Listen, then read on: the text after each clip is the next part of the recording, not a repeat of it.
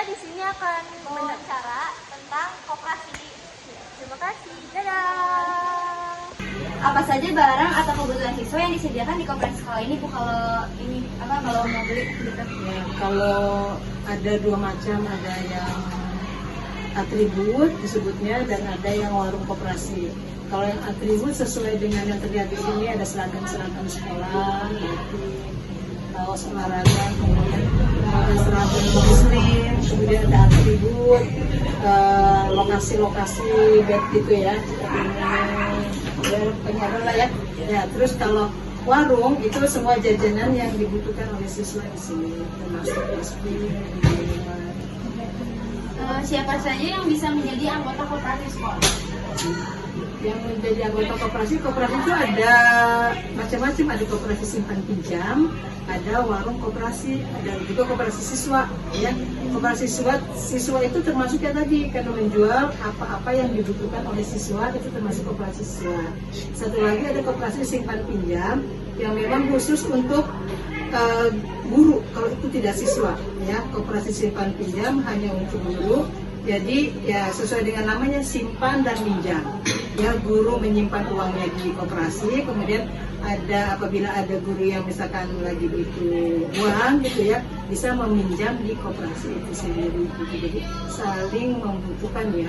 Makanya koperasi itu disebutnya atau asasnya kekeluargaan, karena dari anggota dan untuk anggota sahamnya itu saham anggota koperasi, dan nanti untuk kepentingan anggota koperasi juga yang tadi kalau misalnya membutuhkan dana lebih bisa dipinjam di sini.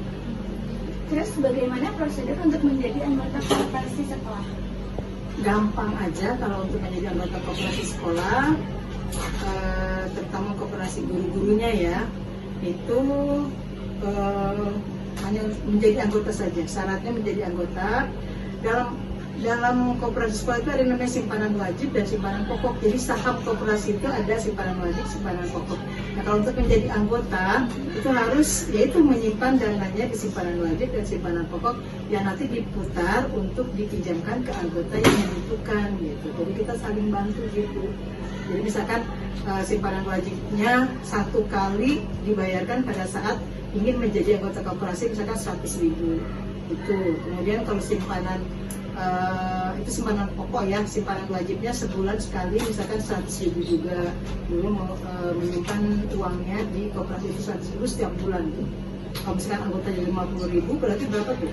100 kali 50 orang 5 juta ya, berarti saham koperasi setiap bulannya ada 5 juta yang itulah yang nanti akan diputar untuk dipinjamkan bagi mereka yang membutuhkan. Jadi koperasi itu tidak merugikan anggota, sangat menguntungkan anggota.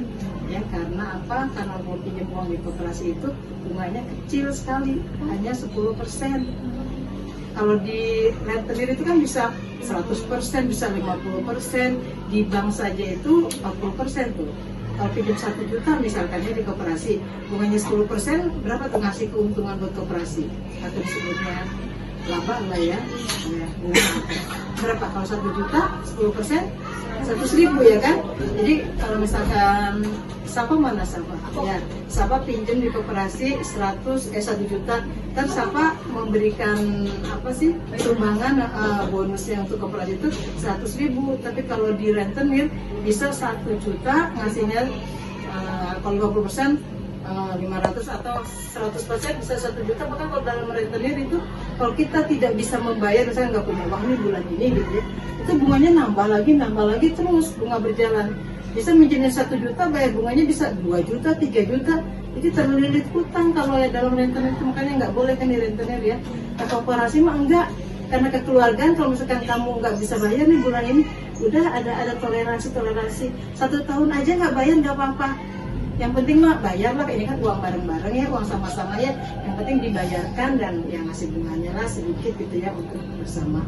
Nggak apa-apa, nggak kemudian menjerat harus nambah bunga. Tapi kalau di rentenir makanya nggak boleh dalam agama ya kan. Ya karena menjerat 1 juta bisa rumah habis, rumah hilang ya kan, tanah hilang, karena gitu. Sebenarnya orang lagi kesusahan harus dibantu ya, jangan tanpa dibebani. Nah, itu karena tidak bolehnya rentenir gitu. Kalau koperasi aman. Apa saja manfaat menjadi anggota koperasi sekolah? Ya tadi itu ya, yang tadi Ibu jelaskan ya, bunganya kecil, kemudian sifatnya kekeluargaan. Kalau misalkan kita tidak punya uang untuk bayar kreditan atau hutang juga, banyak toleransi 1 tahun, bahkan kapan sih mau bayar, asal jangan kabur aja gitu ya. Kabur juga kayaknya nggak apa-apa, nggak sampai hilang nyawa, hilang rumah, enggak. Ya udahlah dimaafkan gitu. Kalau memang dia benar-benar nggak mau bayar, ya udah kesepakatan anggota, gimana nih yang ini sih enggak kan, ya udahlah orangnya juga udah nggak ada gitu kan ya, ya udah biarin aja gitu. Ada toleran seperti itu sih. Tapi biasanya syarat-syaratnya itu dibicarakan di rapat anggota. Jadi keputusan tertinggi kalau koperasi itu ada di rapat anggota. Kalau rentenir kan keputusan tertinggi ada di orang itu kan, yang punya uang itu kan. Kalau bank keputusan tertinggi ada di mana? Direktur banknya ya. Di situ ada perjanjian, kalau di bank diminjem 1 juta, bunga 40% berapa kembalinya?